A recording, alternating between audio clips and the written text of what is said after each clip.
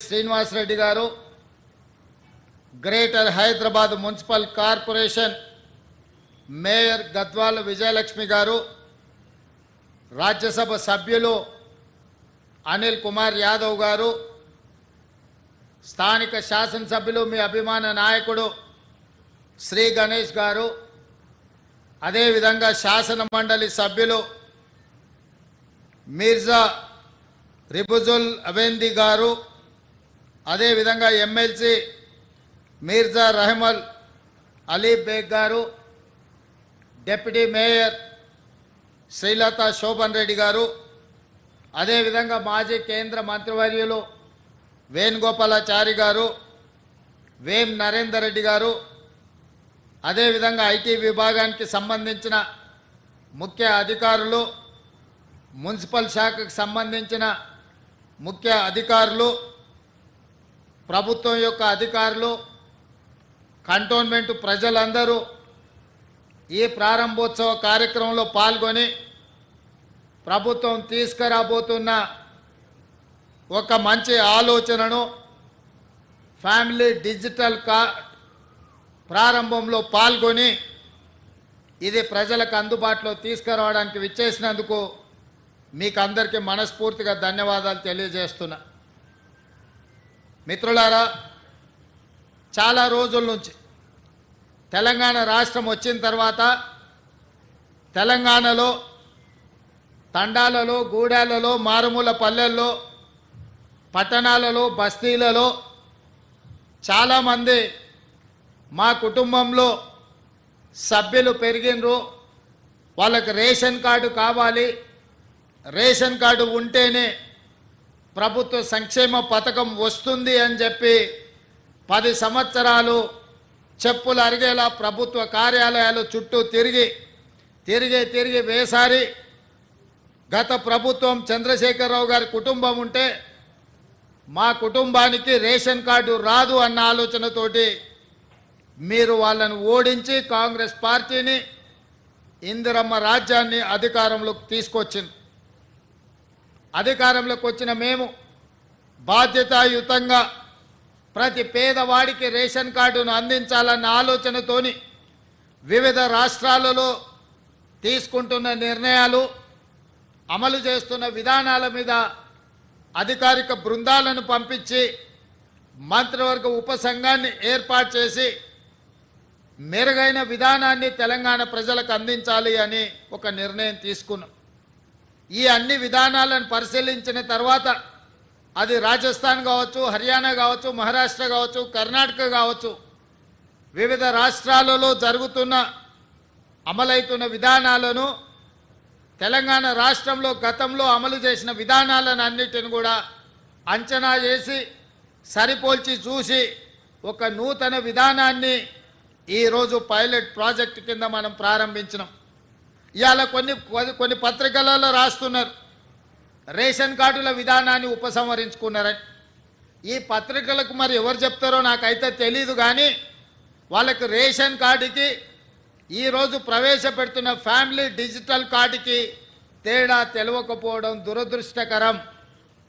ఇంతకుముందు పేపర్ల మీద మాన్యువల్లో కార్డులు ఇచ్చేవాళ్ళు, ration card separate, Aarogyasri card separate, లేదా అదేవిధంగా రైతు బీమా, లేకపోతే రైతు బంధు, షాదీ ముబారక్, కళ్యాణ లక్ష్మి, ఆసరా పెన్షన్, ఇట్లా ఏది చెప్పినా, అదేవిధంగా అసంఘటిత కార్మికులకు హెల్త్ ప్రొఫైల్కు సంబంధించిన విధానాలు ఎక్కడికక్కడ ఏ డిపార్ట్మెంట్ ఆ డిపార్ట్మెంట్ దాదాపుగా 30 శాఖలు 30 రకాల సమాచారాన్ని సేకరించి ఎవరికి వాళ్ళ దగ్గర నిక్షిప్తం చేసుకోవడం వల్ల అసలు కుటుంబ సభ్యులు ఎవరు, ఆ కుటుంబంలో రేషన్ కార్డ్ అర్హత ఉన్న వాళ్ళు ఎవరు, పెన్షన్కి అర్హత ఉన్న వాళ్ళు ఎవరు, రైతు బీమాకి అర్హత ఉన్న వాళ్ళు ఎవరు, రైతు బంధుకు అర్హత ఉన్న వాళ్ళు ఎవరు, ఫీజు రియంబర్స్మెంట్కి అర్హత ఉన్న వాళ్ళు ఎవరు, ఇందిరమ్మ ఇల్లుకు అర్హత ఉన్న వాళ్ళు ఎవరు, ఈ విధంగా చెప్పుకుంటూ వెళ్తే 200 యూనిట్లు ఉచిత కరెంటుకు అర్హత ఉన్న వాళ్ళు ఎవరు, ఆర్టీసీ బస్సులో మహిళల ఉచిత ప్రయాణానికి ఎవరు అర్హులు, అదేవిధంగా 500 రూపాయలకు సిలిండర్ ఇవ్వడానికి ఎవరు అర్హులు, ఇట్లా ఎక్కడికక్కడ రకరకాల సమాచారము రకరకాల శాఖల దగ్గర ఉండడం వల్ల మెరుగైన విధానంతో పరిపాలన సాగించడానికి, ప్రజలకు మెరుగైన సేవలు అందించడానికి వస్తున్న ఇబ్బందులన్నిటిని కూడా రాష్ట్ర ప్రభుత్వం ఒక అంచనాకు వచ్చింది. అందుకే ఈరోజు రాష్ట్ర ప్రభుత్వం 30 శాఖల దగ్గర ఉన్న సమాచారాన్ని అంతా ఒక్క ఫ్యామిలీ డిజిటల్ కార్డుకి ఒక్క క్లిక్, ఎట్లయితే ఆధార్ను ఆ రోజు మన్మోహన్ సింగ్ గారు ప్రవేశపెట్టడంతో ప్రతి మనిషికి దేశంలో గుర్తింపు వచ్చిందో, 137 కోట్ల మందికి ఈరోజు ఆధార్ ఉంది అని అంటే అదే ఆధారమైంది ప్రభుత్వం ఇచ్చే సంక్షేమ పథకాలకు.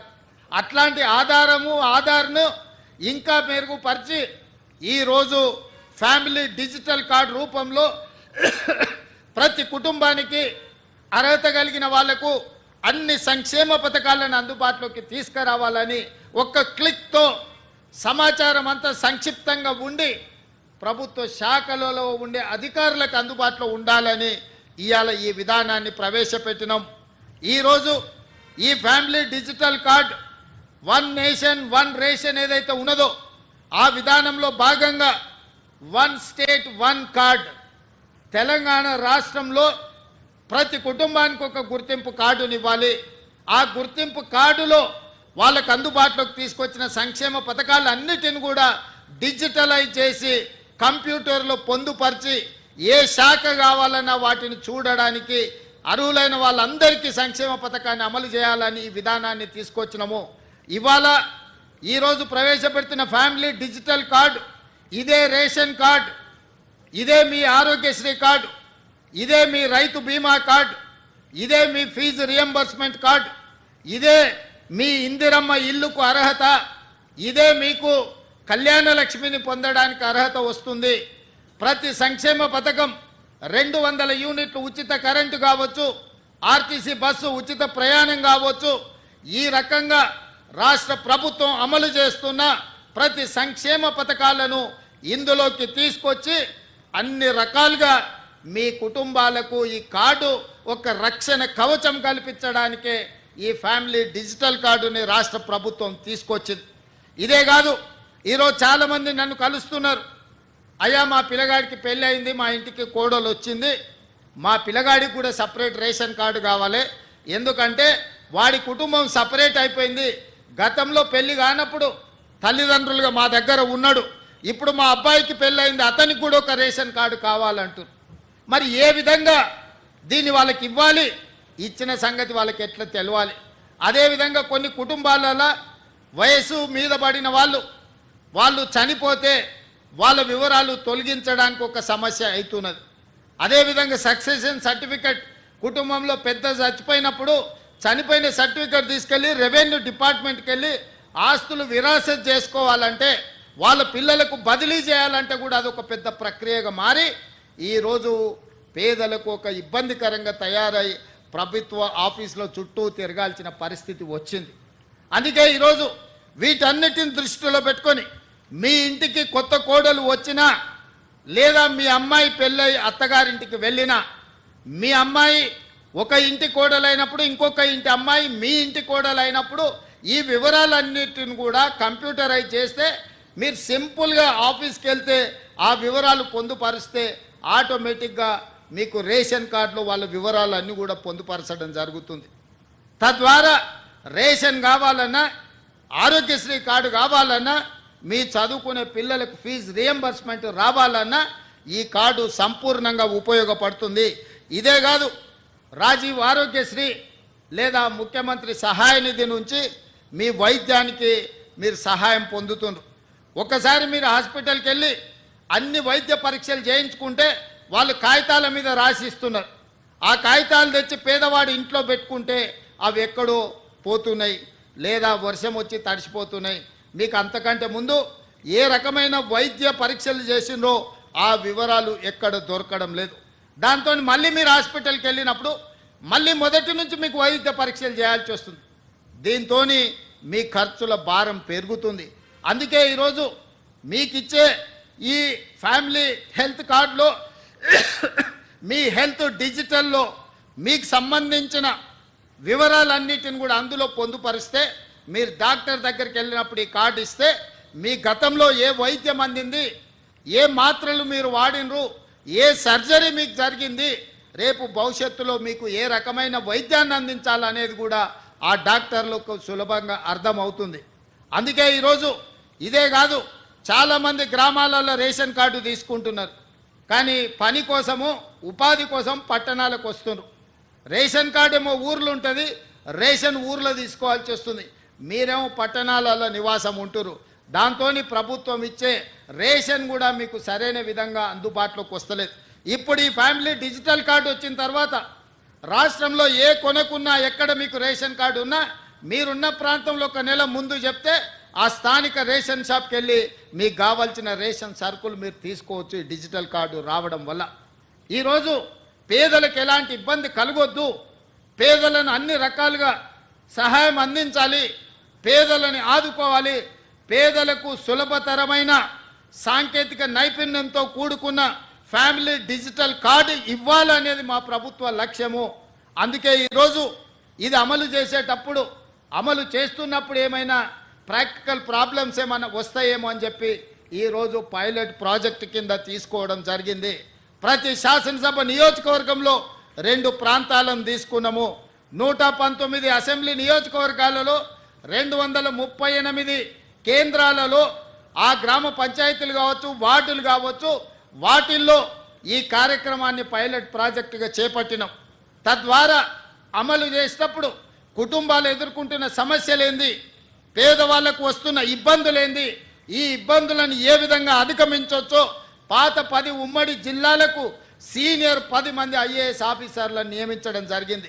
క్షేత్ర స్థాయిలో కూడా ప్రతి నియోజకవర్గానికి ఒక ఆర్టీఓ పై స్థాయి అధికారిని వేసి వాళ్ళను ప్రత్యక్షంగా పర్యవేక్షించి ఇంటింటికి వెళ్ళి ఆ కుటుంబ సభ్యులను కలిసి ఆ కుటుంబంలో ఉన్న వాళ్ళు ఎవరు, ఆ కుటుంబానికి కొత్తగా సభ్యులు చేరిన వారెవరు, లేదా ఆ కుటుంబంలో ఎవరైనా మరణించిన వాళ్ళను తొలగించడమే కాకుండా కుటుంబంలో కొత్తగా చేరిన వాళ్ళ వివరాలను కూడా పొందుపరచమని చెప్పినాం.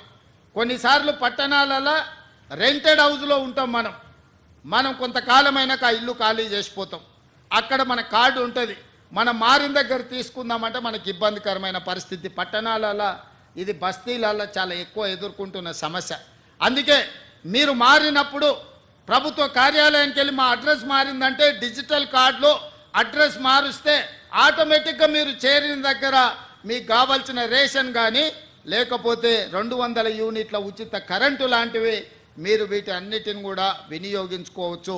అందుకోసమే ఈరోజు మాన్యువల్ విధానాన్ని మార్చి సాంకేతిక నైపుణ్యాన్ని, ఆర్టిఫిషియల్ ఇంటెలిజెన్స్ను ఉపయోగించి ప్రతి అర్హత కలిగిన పేదవాడికి సంక్షేమ పథకాలను అందుబాటులోకి తీసుకురావడమే కాకుండా ప్రతి మనిషికి ఒక గుర్తింపు నెంబర్ ఇచ్చి తద్వారా మనిషికి అర్హత కలిగిన పథకాలన్నిటిని కూడా అమలు చేయాలన్న విధానమే ఈరోజు కాంగ్రెస్ పార్టీ విధానము.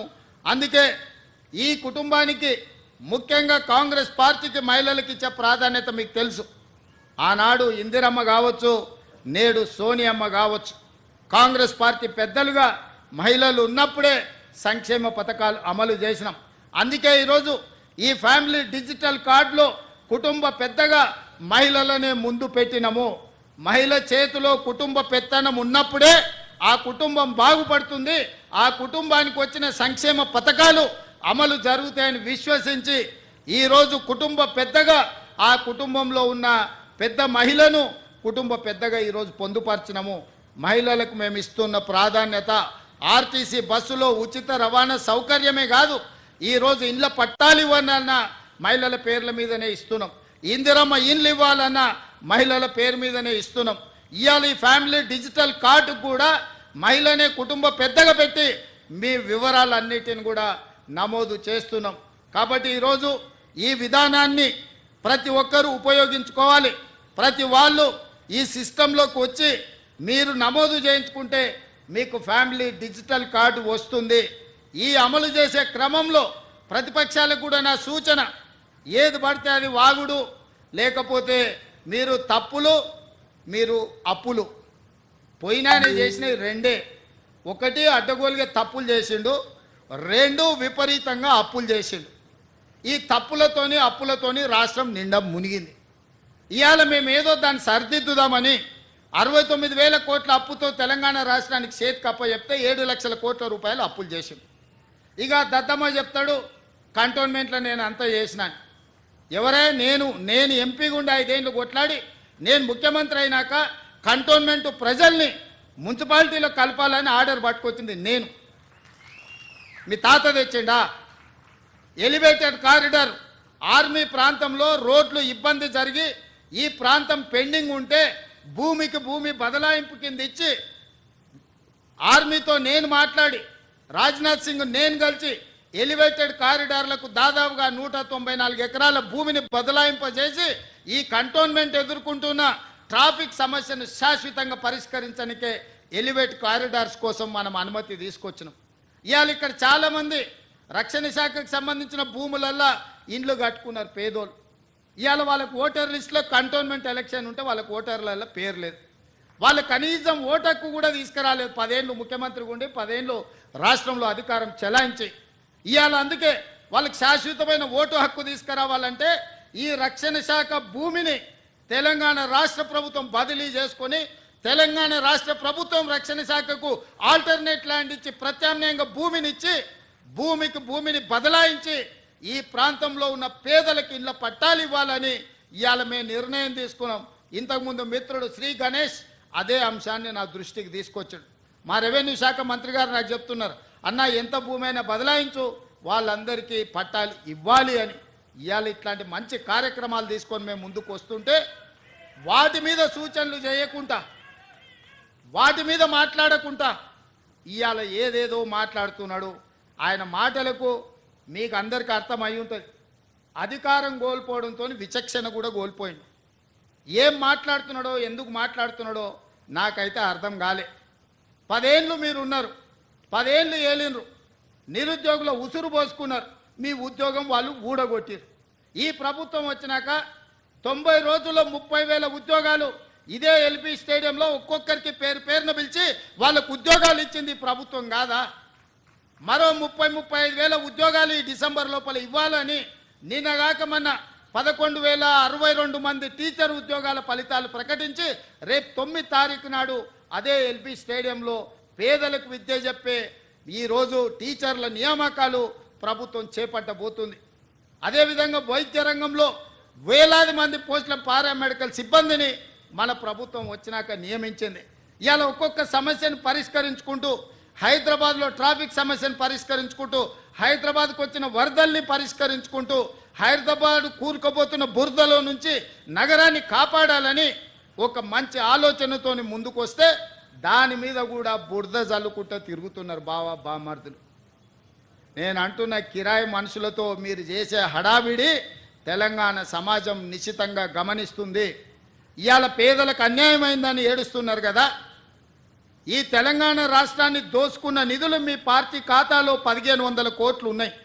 ఒక 500 కోట్లు తీసి ఆ మూసీలో మునిగిపోయిన వాళ్ళకి పంచిపెట్టండి. మీకు అధికారంలోకి రాకంటే ముందు తొడుక్కోవడానికి చెప్పులు కూడా లేవు కదా. ఈరోజు 1,500 కోట్ల రూపాయలు మీ పార్టీ ఖాతాలో ఉన్నాయి. అది ఎవరి సొమ్ము? తెలంగాణ ప్రజల సొమ్ము కాదా? ఇవాళ తెలంగాణ ప్రజలు మూసీలో ఉన్న పేదలు బాధలు ఎదుర్కొంటున్నారని మీరు మాట్లాడుతున్నారు కదా. ఒక 500 కోట్ల రూపాయలు మీ పార్టీ ఖాతాలో నుంచి తీసి వాళ్ళకి పంచి పెట్టండి. వాళ్ళకి ప్రత్యామ్నాయం ఏం చేయాలో చెప్పండి. ఈరోజు ఈ ప్రభుత్వం సిద్ధంగా ఉంది వినడానికి. హైడ్రా గురించి అసెంబ్లీలో చర్చ పెట్టినప్పుడు ఈ సన్నాసులు పారిపోయినరు, మాట్లాడలేదు. హైడ్రా మీద అసెంబ్లీలో చర్చ జరగలేదా? ఆ రోజు మీరు సూచన చేసి ఉంటే ఈరోజు మీరు అడ్డగోలుగా మాట్లాడాల్సిన అవకాశమే లేకపోతుండే కదా. ఈరోజు పేదలకు ఏం చేద్దామో చెప్పండి. మీ తాత సొమ్ము మా తాత సొమ్ము ఇచ్చేది లేదు. ప్రజలు కట్టిన పన్నుల నుంచి పేదలకు ఇవాళ 12,000 మంది బఫర్ జోన్లో లేకపోతే నదీ బెడ్డులో మూసి పరివాహక ప్రాంతంలో ఉంటే 15,000 డబల్ బెడ్రూమ్ ఇండ్లు ఇవాళ మనం కేటాయించడానికి నేను ఆదేశాలు ఇచ్చిన. మూసి మురికిలో దోమలతోని కలుషితమైన నీళ్లతోని అక్కడ బతకలేని శవాలుగా జీవోత్సవాలుగా ఉన్న పేదవాళ్లకు ఆత్మగౌరవంతో బ్రతకడానికి ఇల్లు ఇచ్చి ఇంటి ఖర్చులకు 25,000 ఇచ్చి మా అధికారులు అక్కడ ఉండి వాళ్ళని ఇంటి దగ్గర దిగబెడుతుంటే అభినందించాల్సింది పోయి అన్యాయంగా మాట్లాడుతున్నారు. డబుల్ బెడ్రూమ్ ఇల్లు కంటే ప్రత్యామ్నాయం ఏముందో చెప్పండి. పంచుదాం, ఇది ప్రజల సొమ్ము, మేము సిద్ధంగా ఉన్నాం బాధ్యత తీసుకోవడానికి. ఇవాళ పేదల సంక్షేమం అమలు చేయడమే మా బాధ్యత. చేతనైతే రాండి, అఖిలపక్ష సమావేశాన్ని పిలుస్తాం, మీరు రాండి, ఏం చేయాలో చెప్పండి.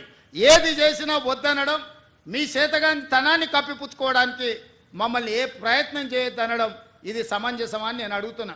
10 నెలలు కూడా కాలే మేము అధికారంలోకి వచ్చి, 10 ఏళ్ళు ఈ రాష్ట్రాన్ని దోసుకతిన్న మీరు ఇవాళ ఆగర్భ శ్రీమంతులు ఎట్లయినరు? మీరు మాత్రం ఫామ్ హౌజుల్లో ఉండాలి. మీ ఫామ్ హౌజులను కాపాడుకోవడానికే కదా ఇవాళ వీళ్ళను ముసుగు దొడుకొని రక్షణ కవచంగా పెట్టుకొని పేదోళ్ళను పెట్టి కూలగొట్టొద్దు అంటారు. ఇవాళ ఇన్ని మాట్లాడుతున్న కేటీఆర్, జన్వాడలో నీకున్న ఫామ్ హౌస్ అక్రమ నిర్మాణం కాదా? అది కూలగొట్టాలనా వద్దా నువ్వు చెప్పు. హరీష్ రావు అజీజ్ నగర్లో నీకున్న ఫామ్ హౌస్ అక్రమమా కాదా? దాన్ని కూలగొట్టాలనా వద్దా చెప్పు. సబితమ్మ, నీ 3 కొడుకుల పేర్ల మీద 3 ఫామ్ హౌసులు కట్టినావు కదా.